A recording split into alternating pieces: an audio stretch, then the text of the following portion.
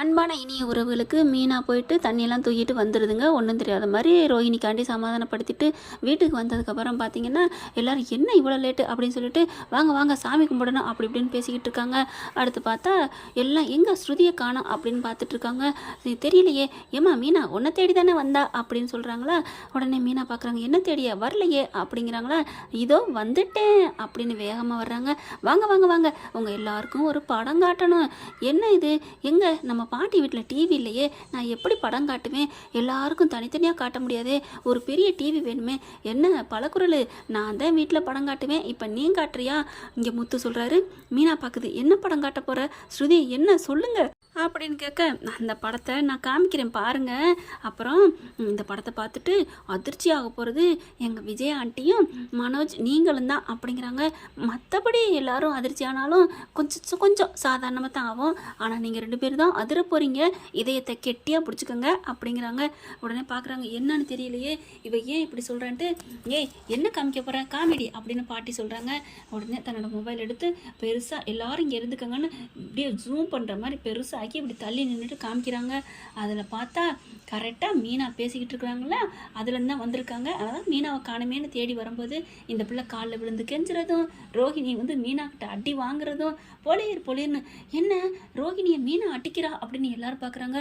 முத்துவுக்கு ஒரே குசி சந்தோஷம் தாங்கலை. வாங்கட்டும் அப்படிங்கிற மாதிரி பார்க்குறாரு. அதுக்கப்புறம் என்னம்மா நடக்குதுங்க அப்படிங்கிற, என்ன இன்னும் புரியலையா, அந்த கிறிஷோட அம்மா தான் இந்த கல்யாணி, இவங்க பேர் ரோஹிணியே இல்லை கல்யாணின்னு பேரை மாற்றிருக்காங்க, ஊரை மாற்றிருக்காங்க, வெளிநாட்டுக்காரின்னு பொய் சொல்லியிருக்காங்க, பணக்காரின்னு ஏமாற்றிருக்காங்க. ஐயோ இவ்வளோ பெரிய ஃப்ராடாக இருப்பாங்கன்னு நான் நினைக்கவே இல்லை. மீனா உடனே, என்ன ஸ்ருதி இப்படிலாம் பண்ணி வச்சுருக்கீங்க, பாவம் இல்லையா, என்ன மீனா நீங்கள் இவ்வளோ லூஸாக இருக்கீங்க. இல்லை அந்த பொண்ணு கெஞ்சி கேட்டால் அம்புட்டும் வேஷம், இதுக்கு மேலே இன்னும் பண்ணுவாங்க தெரியுமா அப்படிங்கிற. டே மனோஜ் என்னடா நடக்குதுங்க. அம்மா எனக்கும் தெரியலம்மா, அவள் கல்யாணம் ஆகி புள்ள பத்தவன்னு தெரியலையே அப்படி அந்த பாட்டி சொல்லுது. நான் நினச்சேன் அவளை பார்க்கையிலே ஃபஸ்ட்டு இதுலேயே அவள் வந்து புள்ள பத்தவோட மாதிரி இருக்கேன்னு நான் நினச்சேன் அப்படிங்கிறாங்க. பத்தியா உன் பணத்தாசையில் எப்படி பொய் சொல்லி உள்ளார பூந்துட்டா, ஐயோ போச்சேன்னு எல்லாம் அடிச்சுக்கிறாங்க. இங்கே பார்த்தா கரெக்டாக மனோஜ் என்ன பண்ணிகிட்ருக்க அப்படிங்கிற, ஏம்மா நீ வேலையெல்லாம் முடிச்சிட்டியா அப்படின்னு ஒன்றும் தெரியாத மாதிரி கேள்றா அப்படிங்கிறது விஜயா. அதே மாதிரி கேட்குறாரா, இதை வந்துட்டேன் இந்த நம்ம வீட்டுக்கிட்ட தான் வர்றேன் அப்படின்னு சொல்லிட்டு வருது. ஐயோ என்ன சொல்ல போகிறாங்கன்னு தெரியலையே, மீனா போட்டு கொடுத்துருக்காது அப்படிங்கிற உள்ளுக்குள்ள வராங்க. வந்ததுக்கப்புறம் பார்த்தா எல்லாரும் அமைதியாக இருக்காங்க. வாங்கம்மா பணக்காரம்மா மகராசி வாங்க அப்படின்னு கூப்பிடுறாங்க விஜயா. ஏய் பேசாமல் அடங்கி இரு அப்படிங்கிறார் அண்ணாமலை. என்ன ஒரு மாதிரி எல்லாரும் பார்க்குறாங்க அப்படின்னு சொல்லிக்கிட்டு இருக்கீங்களே, பாட்டியை செம்ம கோந்துருது, பிடிச்சிக்கிட்டு அடி கொடுக்குறாங்க. பாட்டி ஏன் பாட்டி அடிக்கிறீங்க அப்படின்னு கேட்க, நானும் தாண்டி அடிப்பேன் அப்படின்னு விஜயா பதிலுக்கு அடிக்க, அண்ணாமலை என்ன அங்கிள் எல்லாரும் அடிக்கிறாங்க ஏன் அப்படின்னு கேட்க, நானும் தான் உன்னை அடிக்கணும், ஆனால் நீ பொண்ணா போயிட்ட, நான் அடிக்கக்கூடாதுன்னு பார்க்குறேன் அப்படின்னு அண்ணாமலை சொல்கிறாங்க. அடுத்து பார்த்தா மனோஜ், என்ன மனோஜ் எல்லாரும் அடிக்கிறாங்க பேசாமல் இருக்க, ஏன் நானும் உன்னை அடிக்கணுமா, எனக்கு வர்ற கோவத்துக்கு நான் தான் உன்னை அடிச்சிருக்கணும், என்ன பண்ணுறதுனே தெரில, சி நீலாம் ஒரு பொம்பளையா, எப்படி நீ இப்படி ஒரு கேவலமான வாழ்க்கை வாழ்ந்துட்டுருக்க, எப்படி ரோகிணி எல்லாத்தையும் மறைச்சிட்டு வாழ முடியும் அப்படின்னு கேட்க, அப்படியே மீனாவை பார்க்குறாங்க. அங்கே என்ன பார்க்குற அப்படின்னு கேட்குறாங்க. அப்படியே பார்த்தோன்னா ஆடி போகுது. சே மீனா நீங்கள் இப்படி இருப்பீங்கன்னு நினைக்கவே இல்லை, ஏன் மீனா என்ன சொன்னா மீனா கிட்ட வர்றீங்க அப்படின்னு முத்து வந்து முன்னாடி நிற்கிறாங்க. அப்படி பார்க்குறாங்களா, நான் உங்ககிட்ட எவ்வளோ கெஞ்சனே அழுதேன், என்னை அரைஞ்சிங்களே, இப்படி எல்லாத்தையும் போட்டு விட்ருக்கீங்க அப்படின்னு கேட்க, இப்போவும் நீங்கள் மீனாவை அவ்வளோதான் புரிஞ்சுக்கிட்டீங்க அப்படின்னு ஸ்ருதி சொல்ல, என்ன அப்படிங்கிற மாதிரி பார்க்க, எல்லாத்தையும் நான் தான் சொன்னேன் அப்படின்னு கேட்க, எனக்கு எப்படி தெரியும்னு பார்க்குறீங்களா, எல்லாத்தையும் நீங்கள் பேசினப்புறம் நான் கேட்டுட்டு தான் வந்தேன் அப்படிங்கிறாங்க. ஐயோ இல்லை அப்படிலாம் இல்லை, மீனாவும் ஸ்ருதியும் தப்பாக புரிஞ்சுக்கிட்டாங்க, நான் அப்படிலாம் இல்லை, எதுவுமே நான் தப்பு பண்ணல அப்படிங்கிறாங்க. ரோகிணி தப்பு பண்ணலையா, இதோ ஆதாரத்தை பாருங்க அப்படின்னு தன்னோட மொபைலை காமிக்கிறாங்க. அதில் வெட்ட வெளிச்சமாக எல்லாமே தெரியுது. ஐயோ மாட்டிக்கிட்டோமே, இனிமே இவகிட்ட தப்பிக்கவே முடியாது அப்படின்னு நினச்சிட்டு, அங்கிள் என்னை மன்னிச்சிருங்க, ஆண்டி என்னை மன்னிச்சிருங்க, மனோஜ் என்னை மன்னிச்சிரு, எல்லாம் உனக்காகத்தான், உன் மேலே உள்ள காதலுக்காகத்தான், என் மேலே உள்ள காதலுக்குன்னா நான் ஃபஸ்ட்டு எல்லாத்தையுமே சொன்னேன்ல, இந்த மாதிரி எங்கள் அம்மா எங்கள் அப்பா நான் வீட்டை விட்டு வந்தது நீ ஃபஸ்ட்டு சொல்லாட்டி அப்புறம் சொல்லிக்கலாம்ல, சரி ஃபஸ்ட்டு எடுத்தோன்னேவா என்னை என் மேலே உனக்கு லவ் வந்துருச்சு, அப்போ பேசையில் கூட எனக்கு கல்யாணம் ஆயிடுச்சுன்னு நீ ஒரு வார்த்தை கூட சொல்லலையே, எத்தனை வாட்டி கேட்டேன் உங்களுக்கு கல்யாணம் ஆயிடுச்சான்ட்டு, அப்படியே நழுவிட்டு போனியே அப்படிங்கிறாங்க. அப்படியே நிற்கிறாங்க. இல்லை, நடிக்காத, என் மேலே லவ் வந்ததெல்லாம் அப்புறம் வேணா வந்திருக்கலாம், உனக்கு தேவை ஒரு கல்யாணம், அதுக்கு என்னை பிடிச்சிக்கிட்ட, அப்படியே பொய் சொல்லிட்டு உன்னை நான் நகர்த்திட்டு இருந்திருக்கா காய அப்படிங்கிறாங்க. ஐயோ மனோஜ் அப்படிலாம் சொல்லாத அப்படிங்கிறாங்க. ஸ்ருதி பார்க்குது. ஏன் ரோஹிணி இப்படிலாம் பண்ணிட்டு இருக்கீங்க? சே, இது இப்போ மட்டும் நான் மட்டும் தெரியாமல் இருந்தால் என்ன ஆயிருக்கும்? மீனா மறைச்சிருந்துருப்பாங்க. என்ன மீனா நீ இப்படியா இப்போ மறைச்சே போன? ஆமாம் முத்து, நான் இனிமேல் சொல்ல மாட்டேன், எதுவுமே சொல்லலை, இனிமேல் நீங்கள் ஒழுங்காக இருந்துக்கங்கன்னு ரோஹினிட்ட அட்வைஸ் பண்ணிட்டு வந்தாங்க தெரியுமா? ஆனால் நல்ல வேலை நான் பார்க்க போனதுனால எல்லாத்தையும் நான் வீடியோ எடுத்துகிட்டு வந்தேன். ஏன்னா பொய்ன்னு சொல்லக்கூடாது இல்லையா, இந்த காலத்தில் எவிடன்ஸ் தானே முக்கியம் அப்படின்னு சொன்ன கையோட, ஏண்டி இப்படி பண்ண, என் குடும்பத்தை ஏண்டி இப்படி சீரழிச்ச கெடுத்த அப்படின்னு அடிக்கிறாங்க. பாட்டி வராங்க. விஜயா நில்லு அப்படின்னு சொல்கிறாங்க. என்ன ரோஹிணி இப்படி பண்ணி வச்சுருக்க? இல்லை ஆண்டி, இல்லை பாட்டி, நான் வந்து மனோஜுக்காக ஏன் உண்மையை சொன்னேன், என்ன உண்மையை சொன்னால் வேணான்னு சொல்லிடுவாருன்னு தான். அப்போ உண்மையை சொன்னால் வேணான்னு சொல்லிடுவான்னு உனக்கே தெரியுதா? ஆமாம் அப்படிங்கிறாங்க. அப்பா இப்போ உண்மை தெரிஞ்சிச்சுல, நீ போயிரு. ஐயோ ஆண்டி, என்ன நீ தானே சொன்ன உண்மை தெரிஞ்சால் அனுப்பிடுவான்னு, அதனால தான் சொல்கிறேன் போயிரு அப்படிங்கிறாங்க. இல்லை அப்படிங்கிறாங்க. ஏண்டி நான் உங்ககிட்ட சத்தியம் பண்ணனே பணக்காரி இல்லைன்னு தெரிஞ்சதுக்கப்புறம் இனிமேல் இதுக்கப்புறம் ஒரு பையன் இருக்கக்கூடாதுன்னு சொல்லி சத்தியம் பண்ணியே, அப்போவாது நீ இதை சொல்லி அழுது உண்மையை சொல்லியிருந்தேன்னா நான் உன்னை ஏற்றுக்கிட்டு இருந்திருப்பேன்டி.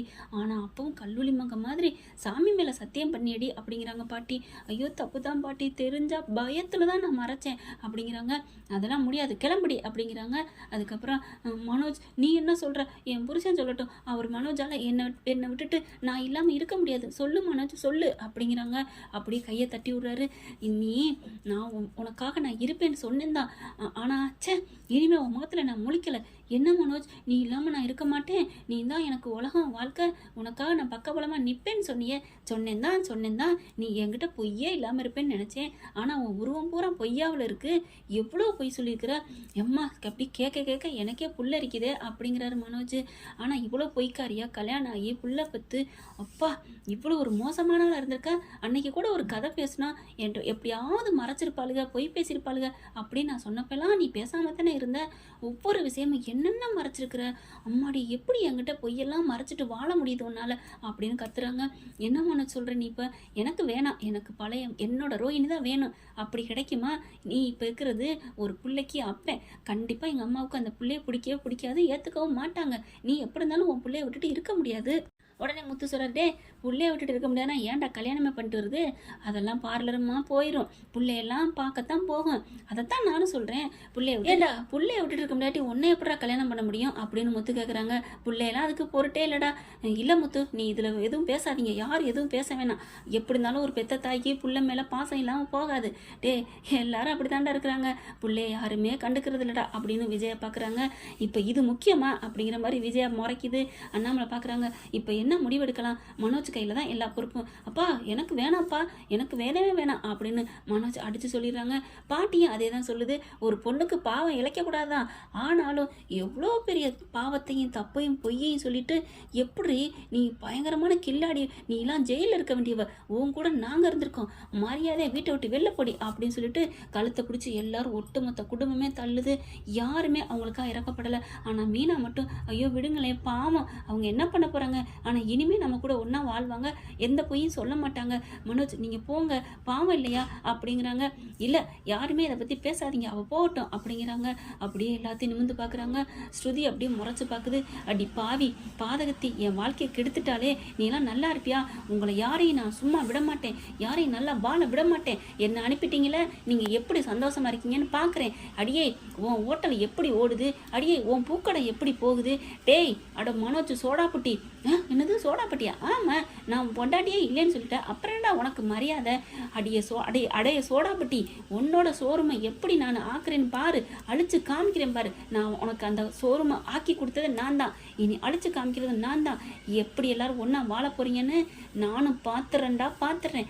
அப்புறம் நீ மட்டும் எப்படி என் வாழ்க்கை இங்கே வீட்டுக்குள்ளே வந்ததுலேருந்து பிரச்சனை மேலே பிரச்சனை, அதுக்கு காரணமே நீயும் பொண்டாட்டி தான். ஆனால் உன்னை எப்படி நான் கார் ஓட்ட விடுறேன்னு பாரு, கார் ஓட்டையிலே உனக்கு என்னென்ன பிரச்சனை கொடுக்குறேன். நான் இனிமேல் உயிர் வாழ்கிறதே உங்கள் குடும்பத்தை எப்படி பழி வாங்குறதுக்காக மட்டும்தான், கிளம்புறேன். போடி பார்த்துக்கலாம் அப்படின்னு ஸ்ருதி வந்து வேகமாக சொல்லுது.